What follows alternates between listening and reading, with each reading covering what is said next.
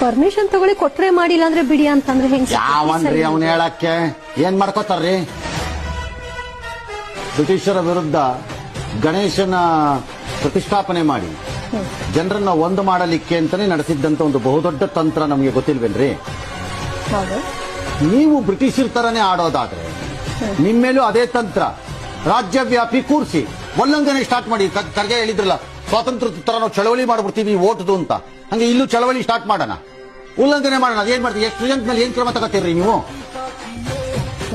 ಎಷ್ಟು ಜನರ ಮೇಲೆ ತಗೋತೀರಿ? ನಾವು ನೋಡಬಿಡೋಣ.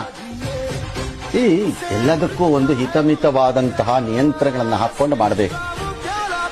ಅದ ಬಿಟ್ಟುಬಿಟ್ಟು ನಾನು ಇಷ್ಟಪಟ್ಟಂಗೆ ಹಿಂಗ್ ಧಮ್ಕಿ ಹಾಕ್ತೀನಿ. ಯಾವನ್ ಕೇಳ್ತಾನೆ ನಿಮ್ ಧಮ್ಕಿನ?